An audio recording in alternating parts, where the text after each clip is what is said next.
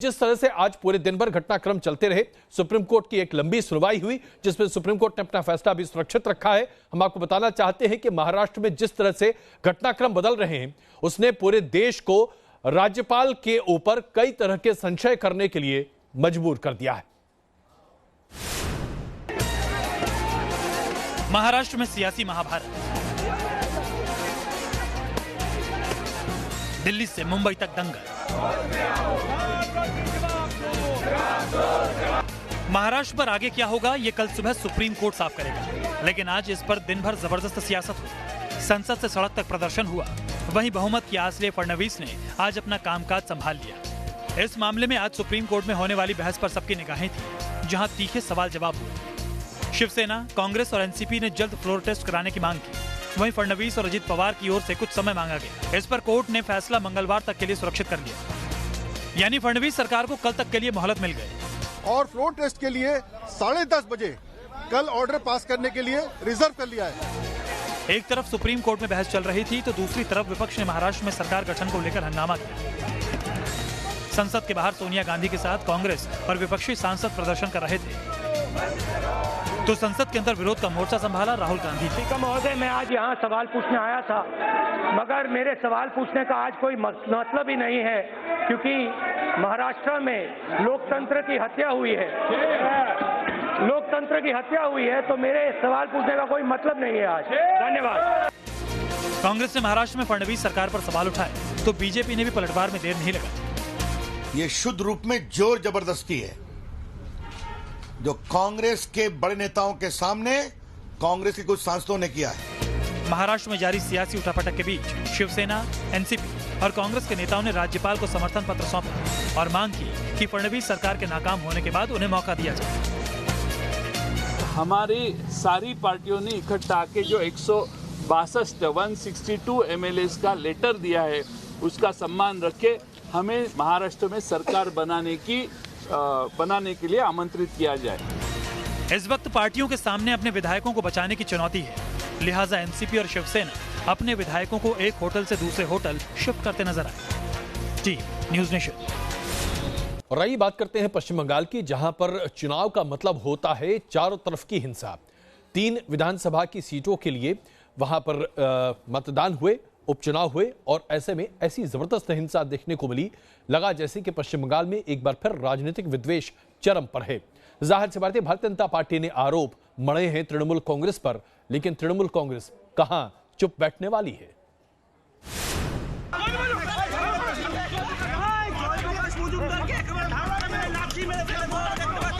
अफरा तफरी और चीख पुकार।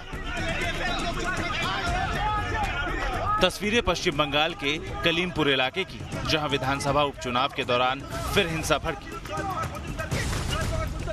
तस्वीरों में आप झाड़ियों के नीचे गिरे बीजेपी उम्मीदवार जयप्रकाश मजूमदार को देख सकते हैं। मजूमदार प्रदेश बीजेपी उपाध्यक्ष भी। चुनाव के बीच मजूमदार जब एक मतदान केंद्र पर पहुंचे तो यहां हंगामा हो गया। आरोप है कि यहां मौजूद टीएमसी कार्यकर्ताओं ने पहले तो वापस जाओ के नारे लगाए, फिर मजूमदार से मारपीट की और उन्हें झाड़ियों में धक्का दे दिया। मजूमदार पर हमला होता थे, वहां मौजूद सुरक्षाकर्मी मौके पर पहुंचे, जिसके बाद हमलावर मौके से फरार हो गए। इसके बाद सुरक्षा कर्मियों ने भीड़ को तितर बितर करने के लिए लाठियां भी भांजी। झाड़ियों से निकलकर ऊपर आने के बाद मजूमदार सड़क पर भागते नजर आए। बीजेपी इस घटना को लेकर आक्रोशित है। बीजेपी के प्रदेश अध्यक्ष ने ममता सरकार पर गुंडाराज का आरोप लगाया है। टीएमसी ने सारे गुंडों को अपने पार्टी में लेके जितना चाह रही है। गुंडा जहाँ चुपचाप वहाँ पुलिस को काम करा रही है। जिस प्रकार से कैंडिडेट को कोई सुरक्षा नहीं है, उनका बार बार उनका अटैक हो रहा है, शारीरिक रूप से उनको जो अटैक किया गया है, तो जानलेवा हमला था।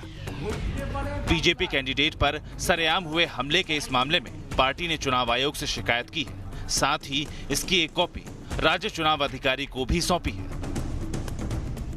शिकायत में बीजेपी ने पोलिंग बूथ पर टीएमसी कार्यकर्ताओं की मनमानी करने का आरोप लगाया है। তৃণমূল কংগ্রেসের গণতন্ত্রের কোনো আস্থা নাই।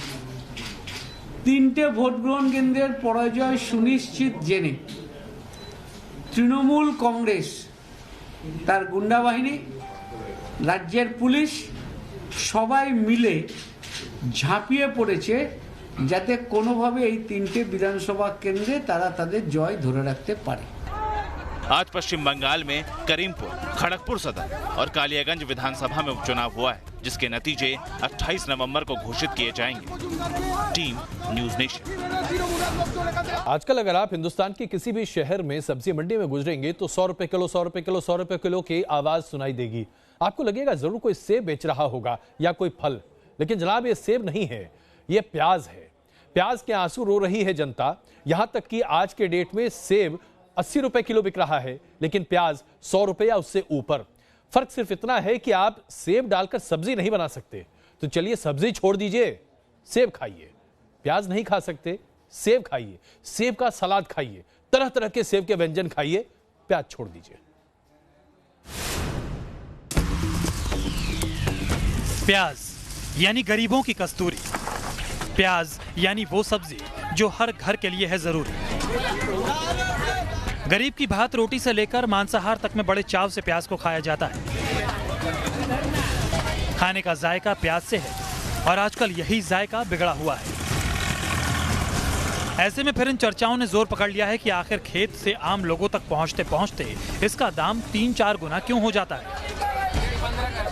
10 रुपए किलो में मिलने वाला प्याज शतक लगा रहा है और उसके पीछे कुछ वाजिब कारण भी है। इसकी पड़ताल के लिए न्यूज नेशन एशिया की सबसे बड़ी प्याज मंडी नासिक पहुंचा, जहां प्याज 7,000 रुपए क्विंटल बिक रहा है, जो सेब से भी महंगा है। नासिक की इस मंडी से देश के दूसरे हिस्सों में प्याज सप्लाई की जाती है। आमतौर पर यहां प्याज 3,000 से 4,000 रुपए प्रति क्विंटल बेचा जाता है, लेकिन इस बार मंडी में ये 2.5 गुना महंगा बिक रहा है। इसका मुख्य कारण है इस बार प्याज की फसल पर पड़ी मौसम की मार। दरअसल प्याज आम लोगों तक 4 चेन के जरिए पहुंचता है। इसकी पहली कड़ी है अन्नदाता, यानी वो किसान जो प्याज को खेतों में उगाता है। इस बार फसल खराब होने की वजह से किसानों ने ही मंडी में 50 से 60 रुपए के भाव से फसल का सौदा किया, यानी प्याज अपनी यात्रा के पहले पड़ाव में ही काफी महंगा हो गया। प्याज की यात्रा सेमी होलसेलर तक पहुंचते पहुंचते और 15 से 20 रुपए महंगी हो जाती है, यानी 1 किलो प्याज का दाम तकरीबन 70 रुपए तक पहुंच जाता है। थोक व्यापारी से ये प्याज नासिक से ट्रेनों और माल ढुलाई के दूसरे साधनों से होता हुआ अलग अलग इलाकों में पहुंचता है। इस बार भी नासिक से दूसरे शहरों तक पहुंचने में इसकी कीमत 80 रुपए तक हो गई और फिर फुटकर दुकानदारों तक पहुंचते पहुंचते इसकी कीमत 4-5 रुपए और बढ़ गई। यही वजह है कि लोगों तक पहुंचने में प्याज शतक लगा रहा है। Team news nation. ऐसा नहीं है कि क्लाइमेट इमरजेंसी सिर्फ यूरोप में है।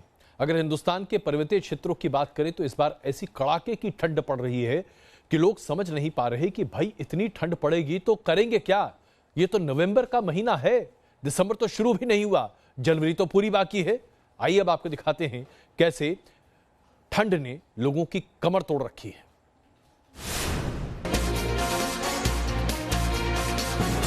पहाड़ों पर बर्फबारी से बदला मौसम का मिजाज, मैदानों में ठंड के 3rd डिग्री का अलर्ट। बिगड़ा मौसम बढ़ाएगा मैदानों में ठंड और कोहरा। जल्द ही मैदानों में उतरेगी पहाड़ों की सर्दी।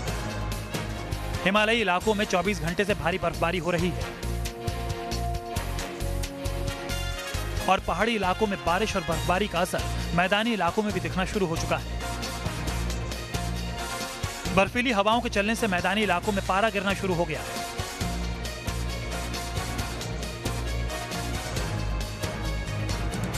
मौसम विशेषज्ञों के मुताबिक सर्द हवाओं के चलने से 28 नवंबर यानी गुरुवार तक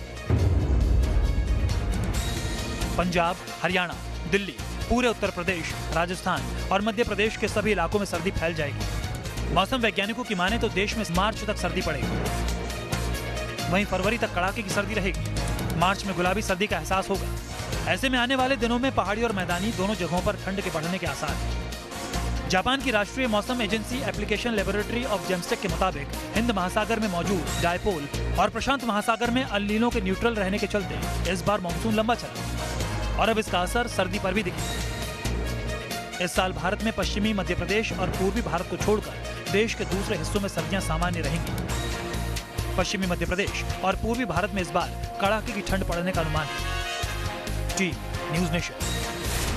बात करते हैं दिल्ली में विधानसभा चुनाव की, जहां पर अब ऐसा माना जा रहा है कि 3 महीने के आसपास बचे हैं। ऐसे में भारतीय जनता पार्टी की तरफ से उम्मीदवार घोषित नहीं किया गया है कि कौन बनेगा मुख्यमंत्री, लेकिन केंद्रीय मंत्री हरदीप पुरी एक मंच पर भाषण दे रहे थे और उसी मंच पर भारतीय जनता पार्टी के प्रदेश अध्यक्ष और सांसद मनोज तिवारी भी मौजूद थे। हरदीप पुरी ने कहा कि मनोज तिवारी ही अगले मुख्यमंत्री बनेंगे दिल्ली के, क्योंकि वो मुख्यमंत्री पद के दावेदार हैं। ऐसा कहना क्या था, हरदीप पुरी की जबरदस्त क्लास लग गई है। दिल्ली में चुनावी माहौल गर्म, केजरीवाल की सत्ता को बीजेपी से कड़ी टक्कर मिल रही। दिल्ली की हवा से लेकर पानी तक चुनावी मुद्दा है, लेकिन इसी चुनावी शोर में केंद्रीय मंत्री हरदीप सिंह पुरी का मनोज तिवारी पर दिए गए एक बयान से नई सियासत शुरू हो गई।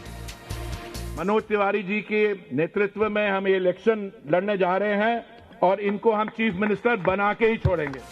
मंत्री पुरी के बयान पर बिना मौका गवाए आम आदमी पार्टी ने चुनावी चुनौती पेश कर दी। आम आदमी पार्टी की सियासत से नुकसान का अंदाजा हरदीप सिंह पुरी को फौरन हो गया और उन्होंने सोशल साइट पर लिखा कि दिल्ली में बीजेपी विजय की ओर अग्रसर है। पार्टी ने अब तक मुख्यमंत्री पद के लिए किसी को नामित नहीं किया। श्री मनोज तिवारी दिल्ली बीजेपी के अध्यक्ष हैं। पार्टी उनके नेतृत्व में पूरे जोश से काम कर रही है। मेरे बयान का मतलब था कि बीजेपी उनके नेतृत्व में भारी मतों से आगामी चुनाव जीतेगी। इधर हरदीप पुरी के बयान देने और फिर सफाई पेश करने पर मनोज तिवारी से लेकर बीजेपी के दूसरे बड़े नेता भी कंफ्यूज थे, लेकिन आम आदमी पार्टी अब मौका नहीं छोड़ रही। उनकी तरफ से पहले एक आदमी को मुख्यमंत्री पद का दावेदार बताया जाता है, उम्मीदवार घोषित किया जाता है कि हम इनको मुख्यमंत्री बनवा के रहेंगे। थोड़ी देर बाद उसको वो कहते हैं नहीं जी हमने नहीं किया ये। तो इसका साफ मतलब है कि उनके पास इस वक्त कोई स्ट्रेटेजी नहीं है, उनको भरोसा खुद पे ही नहीं है कि हम जीत रहे हैं, किसी को क्यों मुख्यमंत्री का दावेदार बना के उम्मीदवार बना के हलकान किया जाए। दरअसल मनोज तिवारी साल 2014 में दिल्ली में बीजेपी की राजनीति में सक्रिय हुए थे। भोजपुरी भाषा के मशहूर गायक होने के नाते पूर्वांचल में उनकी खूब लोकप्रियता है। नॉर्थ ईस्ट दिल्ली से दूसरी बार लोकसभा का चुनाव जीते हैं और उनकी अगुवाई में बीजेपी ने दिल्ली की 7 लोकसभा और 3 एमसीडी में बहुमत हासिल किया है। ऐसे में मनोज तिवारी खुद को सीएम उम्मीदवार मान ले तो ज्यादती नहीं है, लेकिन आम आदमी पार्टी के सियासी भार को मनोज खाली नहीं जाने दे रहे। इस बार हम लोगों का सर्वे कह रहा है कि हम लोग 55 से ज्यादा सीटें दिल्ली हमको दे रही है और इसी से आम आदमी पार्टी बौखलाई। बीजेपी दिल्ली की सत्ता में वापसी के लिए बेकरार है। मनोज तिवारी को भी 55 सीटों का भरोसा है, लेकिन अगर बीजेपी सचमुच 55 सीटें जीत जाती है तो भी तय नहीं कि मनोज तिवारी ही सीएम बन पाएंगे। मोहित बख्शी, न्यूज नेशन, दिल्ली। ऐसा लगता है कि मध्य प्रदेश में एक नया बवंडर बस होने को तैयार बैठा है। ज्योतिरादित्य सिंधिया, जो कि कांग्रेस के चेहरे के तौर पर प्रतिष्ठित हैं, उन्होंने अपने ट्विटर अकाउंट से अपने कांग्रेस की पहचान मिटाकर समाज सेवी और क्रिकेट प्रेमी लिख दिया। अब इसका क्या मतलब और मायने निकाला जाए, इससे जब सवाल पूछे गए तो ज्योतिरादित्य सिंधिया बहाने बनाते दिखाई दिए। ऐसा लग रहा है कि एक तरफ ज्योतिरादित्य सिंधिया जहां कांग्रेस पर दबाव बनाने की कोशिश कर रहे हैं, वहीं प्रधानमंत्री नरेंद्र मोदी से उनकी सीक्रेट मीटिंग भी सुर्खियां बटोर रही है। सबसे पहले ज्योतिरादित्य सिंधिया के ट्विटर अकाउंट के इस पेज पर गौर कीजिए। इस पर लिखा है, गुना से पूर्व सांसद, पूर्व power minister, MOS commerce and industry. और अब आज के इस ट्विटर अकाउंट को देखिए। इस पर लिखा है पब्लिक सर्वेंट और क्रिकेट प्रेमी। जैसे ही सिंधिया ने ट्विटर अकाउंट से अपना कांग्रेसी परिचय हटाया, MP से दिल्ली तक सियासी हलकों में हड़कंप मच गया। सिंधिया की कांग्रेस से नाराजगी की खबरों ने जोर पकड़ लिया। सिंधिया समर्थकों ने उनके साथ जाने का ऐलान कर दिया। ये निश्चित तौर पे मैं ये कहना चाहता हूँ कि सिंधिया जी एक साफ सुथरे ईमानदार नेता हैं, उनके साथ हम सब साथ में खड़े हैं। वहीं कांग्रेस के एक धड़े ने सिंधिया की इस हरकत को बचकाना बताते हुए उन्हें दिग्विजय से सीख लेने की सलाह तक दे डाली। उनकी जो हरकतें हैं वो बहुत ही बचकानी हैं। वो कभी किसी बात पे रूठ जाते हैं, कभी किसी बात पे रूठ जाते हैं, फिर मनाया जाता, फिर रूठ जाते हैं, फिर मनाया जाता। सच बात यह है कि वो कांग्रेस का अध्यक्ष बनना चाहते हैं। सिंधिया की नाराजगी की भनक जैसे ही बीजेपी को लगी, उसने चारा फेंकने में जरा भी देर नहीं लगाई। सिंधिया जी की जिस तरह से लगातार उपेक्षा हो रही है, उसको वो अपने अपने तरीके से व्यक्त करते रहे हैं। ट्विटर हैंडल से भी अपनी स्थिति को बदलना, यह उनकी मनोव्यथा को दर्शाने वाला है। हालांकि बात बढ़ी तो खुद सिंधिया ने इस पर सफाई दी और सभी अटकलों को खारिज करते हुए कहा कि उन्होंने अपने बायो में करीब 1 महीने पहले बदलाव किया था। लोगों की सलाह पर उसे छोटा किया गया था और इसे लेकर उठ रही अफवाहें पूरी तरह से निराधार हैं। सिंधिया के मन में क्या है ये उनसे बेहतर कौन जान सकता है, लेकिन ये बात भी सही है कि पार्टी से उनकी नाराजगी की खबरें आती रही हैं। बताया जा रहा है कि लोकसभा में गुना से करारी हार के बाद पार्टी में सिंधिया उपेक्षा झेल रहे हैं। अगस्त में भी कमलनाथ से उनकी नाराजगी की खबरें आई थी। Team news nation.